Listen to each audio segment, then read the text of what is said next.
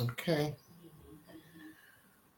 All right, Facebook. Good evening. Good evening. This is Shael Rory of Virtual Way Publishing. I am here tonight. We're a little bit late, but that's okay. We're still here. But I'm here to with another author spotlight, and that is with Mr. Ameen Muqtadir. Welcome, welcome, welcome, Ameen. Ameen and I have been Thank you so friends from way back. We met a long time ago. It was in what 20? I would say about 2010, something like much. that. Has it been that far back? Before that, it's been before that, Shy. It Okay. might have been 2003, 02, 03 or 04. Okay. I know it's been a Yeah, long time. It's been a long time because you were, around when my husband was still alive. So it's been a while. yes. So I thank you and I welcome Maybe. you here tonight. We are the reason why I do these author spotlights is to celebrate all of the authors that come under Virtual Way Publishing. Is my way of giving back to you, and it allows you to be able to tell your story and what inspired you to write the book. So take some time and Mm. tell us a little bit about yourself.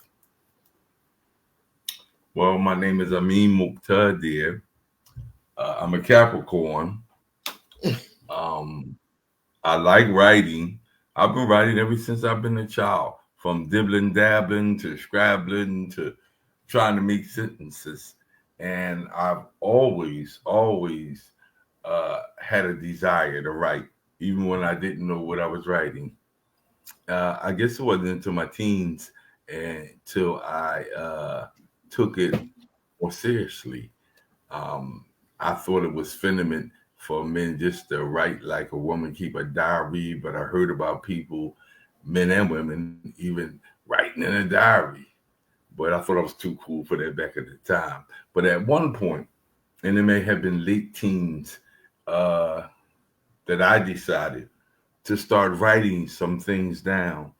And I had to write as a release because so many things were happening, even so much things that I didn't even understand, even as a child.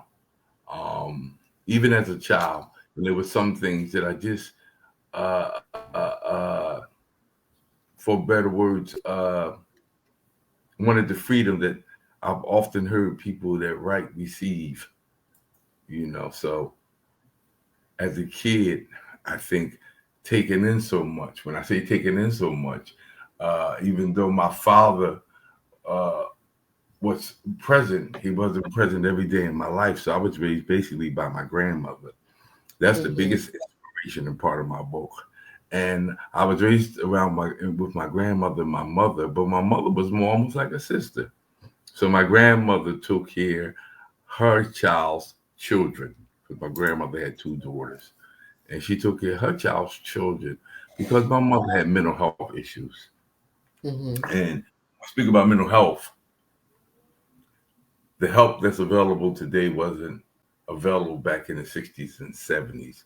My Right. mother was schizophrenia, and then she also had problems with alcoholism. And at an early age, I have a sister and one brother who just passed on last September, and my mother was with my sister's father, and we all lived in this big 3-story house. And I went over my cousin's house for the weekend. My mother was very afraid of guns, but my sister's father happened to have a rifle because he was a business owner. He ran a barber shop. We lived in a rough neighborhood, 22nd and Columbia in North Philadelphia, down the street from the POW. And I remember going over to my cousin's house for the weekend, and I was coming back home. On the way back home, my home was full of police officers. They wouldn't let me in. I told them I live here, and it was putting me under so much scrutiny. Uh, as a result of that, I had found out. that inside the home, my mother was being arrested because my stepfather, he had pulled out his shotgun to show her and was playing around, and the shotgun went off and blew his head off, and it went right in my sister's lap. Um, my mother was arrested. Me and my brother was taken to some place I don't completely understand, and then later on for my grandmother to get her child's children. Later on, my mother was convicted of involuntary manslaughter, which she served 11.5 to 23 months because of her mental health. And she didn't mean to. She was trying to knock the shotgun out of his hand. But Wow. it had went my sister's father here that went, my sister was only 8 or 9 years old. This destroyed her. So all of us were taken different places. We wound up in foster home. And Okay. then after coming out of foster care, she wound up going to my mother's sister house where she was raised in a Mm-hmm. real upper level environment. And I started writing back then, started jotting those things down, but I was embarrassed to talk about them, ashamed to talk about those type of things. But as I went on in life and growing up, hanging out with the guys, trying to fit in, grandma, I'm trying to keep eye on me, I started jotting things down. Mm-hmm. And I never forget, as a result of jotting those things down later on, I looked around and started compiling so much. And later on, I decided I'm going to start putting stuff in the book. Then I was afraid to talk about those things. So I said, I'm going to put them in poem fashion. So I Yeah. started jotting down poems, stuff I could. And I didn't want to make things too wordy because I was afraid that people wouldn't read it. So Mm-hmm. that was very inspirational for my book, writing about my experiences. I'm a person in recovery and have been for going on 23 years. I'm an ex felon. Mm-hmm. Uh, and all of those things contribute to me being who I am today, working in behavior health, working in the criminal justice system. That's how I was able to meet with you, Shari, I was you call, coming down to Beetham, taking classes, earning certificates that later on wind up following me to go to Alvernia and Strayer, where I achieved my associates, then my bachelor's, then my master's degree. And after that, it was on. I said, the sky Yeah. the limit. Whatever happens around me, whatever happens in my environment, things that I had held on to that I didn't feel too good about trying to fit in with those guys, I started writing about them and I put them in poem fashion. So that's when I Yes. came to you and said, look what I got here, and help me to get it out. And as I did, I was surprised of the overwhelming responses that I got from people said, man, that really touched me. That was a short read. I can relate to that, whether it was about Mm-hmm. addiction, whether it was about crime, whether it's about making mistakes, whether it was even about the wisdom, the jewels that my grandmother had always departed on me. You know, she would always give me something. You know what I mean? Give me something to hold on to. And one of the main values of hers were about being honest, being respectable, Mm-hmm. uh, being kind to women and children. That was her whole drill with me. Being kind to women and children, being respectful, always staying clean cut. Brush your teeth. Now brush underneath of your tongue. Brush the back of your mouth. You don't want to offend people with your breath. Your clothes should always be neat and clean. You Now know, I so those are remember. the type of values. Mhm. I'm sorry. Continue. Those are the type.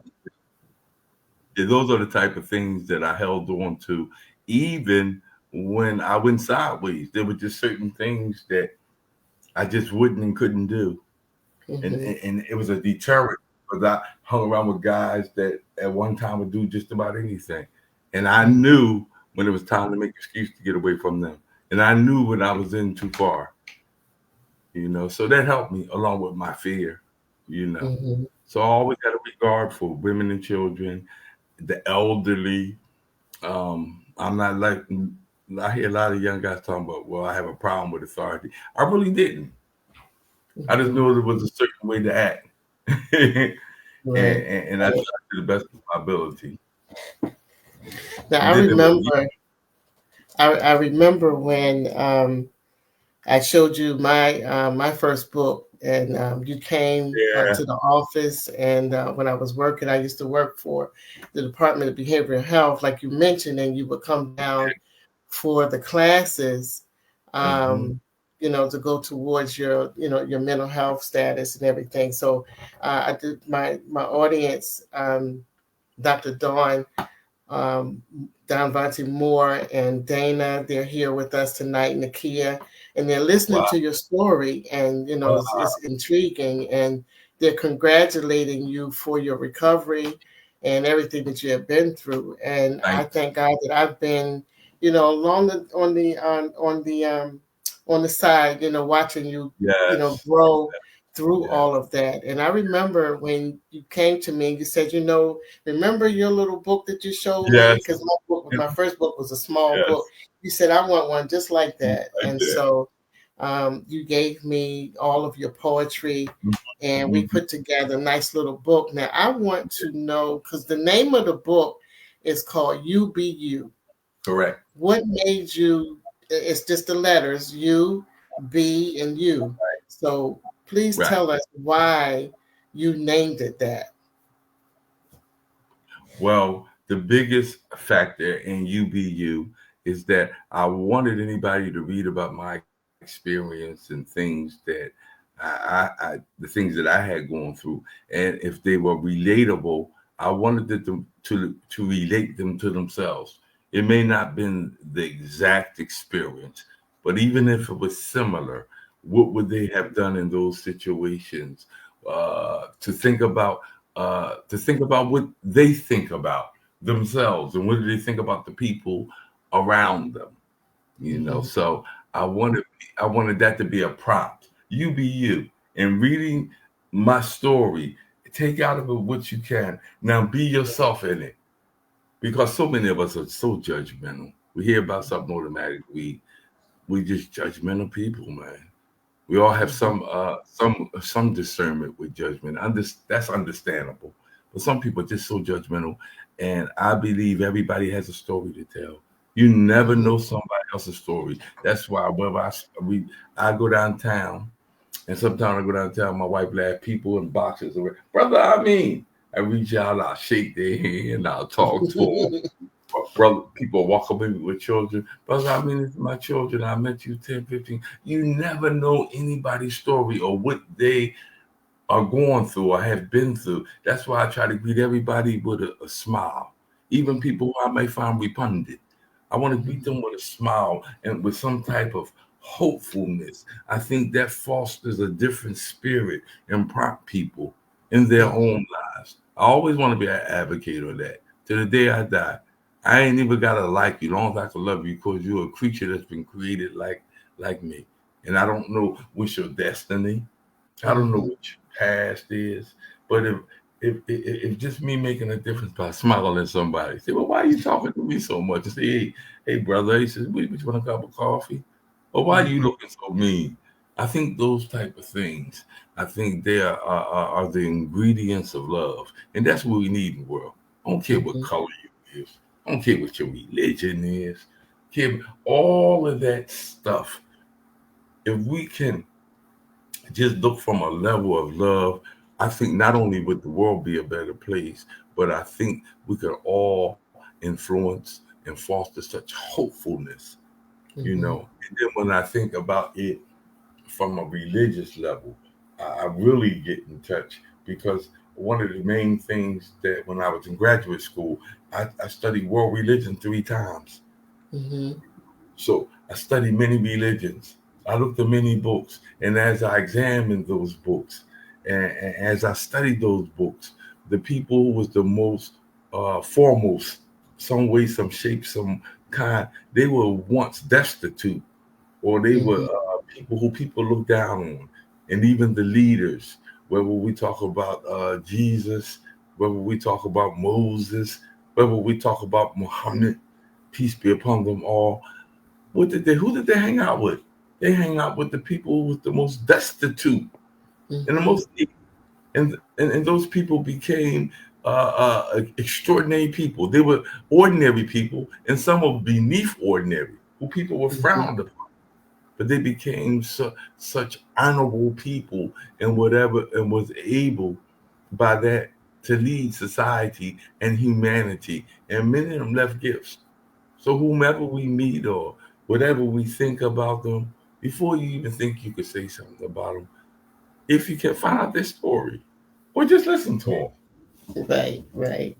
You're so right. Everybody has a story, and that is one of the reasons why I do this work. Is because I recognize that I had a story. I had things that I struggled through, and Mhm, everybody that the lives that I've touched. Because I agree 100% with you. I do mhm, everything in love, and mhm, because I believe that's what it takes is to mhm, to just love on people. No mhm, matter what they're going through, and um, no matter what they're, suffering, no matter who mhm, they are, mhm. the color or anything, I just love them through it. Good. Yes, I Um, agree. we, And you're so courageous. I have to say that about you, not because I'm online, but you're very courageous because your book inspired me to, and it made me think about could I do that? And then your other dilemma when you was losing your husband when he was dying, and you was a working woman, and you was a mom, and you didn't know me personally then, but as I got to sit down and talk to you, and you give me little spills at a time because you never would spill it all. And then it started adding up. Then a year go by. And then when you lost your husband, how devastating things were and how you had to keep on going. So yeah, people like you and women like you, men mhm, like you, that through it all and through their challenge, and you're still able to love somebody, and you're mhm, still able to let somebody know, is there something that I could do with you? That's right, courageous. That's commendable. You find people because they owe two bills, they think the world is on fire. They want you to get away from them. right, That's their dilemma. So I like to really say that to you so that anybody who listen, and I know there's others that you have helped, mhm, and that's how I want to be. That's how I want to be known. And I don't, mhm, and I really, really mean that. I wouldn't yeah, care about nothing else as long as when it's my time is up, somebody say, "Yeah, I knew that guy. That mhm, brother he did this, or that brother he did that." I don't want to be the one that cause harm in humanity, or be a yeah. mischief maker, or be so unbearable to my neighbor. I Right. always want to be thought about in a good regard. That's right. And I thank you for saying that. I mean, because when my husband passed, it was a devastating situation, and I suffered not only the loss of him, but I suffered a lot of loss, and it was a lot to go through. And I went through, a period of homelessness that nobody knew about, Mhm, and mhm, you were right there, to help me out, and you took me mhm, into your facility, and mhm, helped me to get back on my feet. mhm, And here we are mhm. today. So I If thank what you. is that? And I you wind thank. up helping the people in the facility becoming the main people. I have a business called the House of Pearls. I thank the creator for my wonderful wife, Pearlie. Yes, yes. We were able by the creator to open up spaces for anybody over 50 years old to have somewhere to live where they didn't feel like they was put away somewhere, that had a home vibe to it, that people would still have their dignity and their freedom as they go through their struggles regardless of whatever they were. Me and her Mm, were able to, straight from the limb. She married me, we got busy, we got blessed. We opened up a few places as I actually worked in the field. right. Matter of fact, I remember as I started going to school, as soon as I got to Alvernia, there you go again, helping. You helping. You needed help. You helped me when I went to school how to use my credits to add to my curriculum to make it Mhm. easier for me when I was in graduate school. Yes. So again, it's people like you, and I hope that people listen to people like you and other women who's going through struggles but still standing and don't want to Mhm. stand in the problem, but stand in solution and always remain hopeful that something else could always happen for you. Yes. If you Yeah. can wake up, if you can wake up and you can touch the floor and you can get up no matter what's going on, if you can have somebody to help fan the desire of hope in you, no telling what could happen. Mm-hmm. Or die trying, which we all here for. We're here to strive. That's why we all got a will and do the best we can. Absolutely. Absolutely. So I'm really thankful for you. This was a good interview. So what I want to acknowledge Teresa Roberts is Mm-hmm. watching with us tonight, and she's one of my authors as well. Yes. You Um, told. and Yeah. you know, Dr. Moore is actually my mentor, and Mm. she helped me through a lot as well. So you know, I've often talked to her about you and your wife and how you Mm-hmm. helped me to recover and get back on my feet. Mm-hmm. And so look at where we are now, Where we and are. look at where we are now. So Yes. I'm looking at it's your always a grandchildren. I'm seeing you raising women from being children in your struggle. yeah. And they're such mannerly. They have such respect, a good posture. That's something we can't fake. Hmm. We can't never fake the posture. A person can walk in the room and it's just something gloomy about a room. It could be the Hmm. same way with the people we meet. Hmm. Our eyes all tell a story. That's why I really do believe they're the mirror of our soul. Hmm. Yes, really, it really is. Yeah. So what do you plan for the future outside of your houses? Do you plan to write another book? What do you want to do? I'm working on a love story. I'm working on a love story called "The Best Thing Come in Small Packages." You remember when I started, but I just keep adding to it. And Mm-hmm. I didn't want to, what they said, embellish. I didn't want to embellish the story, but I'm finding out that somebody told me, I'm listening to the opinions of other authors. They say it's all right to embellish something a little, Mm-hmm. but Yes. I don't know because I'm running out how to define love and how to define things. But I will give you this little spill about the book. It's very Mm-hmm. catchy. Where I got Mm-hmm. it, where I started from. I think me and my wife was down in Harlem. I think we was in Harlem. And while I was in Harlem, I'm sitting in the park. This short girl, about 5 feet tall. No, she might have been about four something. She comes Mm-hmm. into the park. I'm sitting on the bench. I'm waiting for my wife because she wants to go somewhere to eat. While I'm sitting there, this guy about 6'5" was standing there. The girl about 4 feet tall was walking to the park to greet him and meet him. And while she walking to the park, the first thing came to my mind, I'm in New York City. Maybe Mm-hmm. she's a prostitute or tricking. But when she got up to him, she comes down to about his waist. And I swear, when she reached up to kiss him and he reached down to kiss her, the cartoons I used to see as a kid, it looked like she's seen stars. I don't know whether it was my imagination, but him kissing this little woman, it looked like she was seeing stars, and he was so happy. He was a big giant. And while I'm sitting there, I watched them for about a half an hour as they kissed, as they hugged, then they wound up holding hands, looking like Jeff and Mutt, walking away from the park. I was right then and there trying to describe what I saw, and Oh my they. goodness. I said, "You know what I'm gonna call the book?" But she was so short. The best thing come in small packages, and That's I've been writing for a year on that story. So now you see why I got to add some stuff to it because I ran out of so many words to define love, to mm-hmm. define surprise, to define suspicion.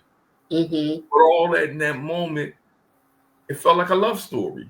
Right. It all happened right there, like in a half an hour, as I see it. Oh, that's amazing. Yeah. So I plan on finishing that, and then Okay. I plan on writing some other kind of book about unity some kind of way. I don't want to write about racism. I don't want to write about all the stuff that's out. There's too many people writing that, and it is needed. But I Mm-hmm. want something from a difference, like I did with UBU with the poetry that people look at. and seek some understanding through it, because it may prompt their thoughts about contributing to unity, to love, and how they can be a speckle of that in humanity. That's what I'm about. I like being inspired. I like to inspire. I like being around good people, like we like being with good food. You Mm-hmm. know, I like to see people reasonably happy. When you talk about being happy, happiness and feelings are fleeting, but we Right. can live a comfortable life. We can. Mm-hmm. Regardless of what lifestyle is, regardless who you are, where you from, you can at least lead a quality of life that can bring some smiles to your face and that you can embrace other people with. And you don't have to have much. Whatever you have, Mm-hmm. wherever you may be, just that, just that, just that alone. It does something to people's soul. They never forget it. They Oh, never. that's good. That's good. You're really, really inspiring us tonight. I mean, I'm so glad that I waited for you, and Thank I'm so glad I waited for you you. because this has been good, and you really been inspiring us tonight. So I thank you so so much for making it on Thank tonight. you. Um, I thank you for being here with us and inspiring us the way that you do. You're such a good person. I've always thought of you as such a great guy and good person who don't mind and just love helping people. So um, and because of that, you have such good things happening Wow. for you. So I want to, still be around when you get ready to publish your book. Um, that's going to be a good story, and it sounds like it's going to be a little funny too. So, Yeah, yeah, so yeah. I'm glad you shared that with us. Uh, Yes. but we're getting ready to, close out. And just such a blessing and such a pleasure for you to be here with me, and always cheering me on. I always appreciate Always, that always. And cheering me. I appreciate you. And anybody that's looking and listening, regardless of what your situation is, please find some way to give some love. Hmm. Find a way to give some love. Give something freely that doesn't cost. Whether Yeah. it's drinking a cup of water, eating a cup of soup with somebody, or how about just a smile, or tell somebody, you know what, you're looking nice today. Hmm. That's what Yes. I wish for us in humanity. That we find some way to embrace and make somebody else hopeful, regardless of who you are. Hmm. And I can even took that and say, you know what, you look hopeful today. Thank you for having me, Shy. Okay. Okay. Um, if anybody out there that's watching us, if you're, ready to publish your books, you can always contact me, Shayola Von Rory. I used to give out my link to people to set up appointments with me, but people DM me. A lot of people know me; they'll call me, or somebody will refer them to me. So, however you need to reach me, just reach out to me and we'll get your stories told because that's what Virtual Way is about. It's about telling and sharing your transformational stories. So, we'll be here again tomorrow. I have another author that's going to be joining me. On Fridays, I have my fireside chat. So, Mhm, come back tomorrow. We'll mhm. have some fun tomorrow, and I'm going to have another author who just published her book. So, we'll be celebrating her on tomorrow. Everybody, I love you. Thank you for being here tonight. And like I said, come back tomorrow and have a blessed night. Thanks. Bye, Peace. everybody. Peace.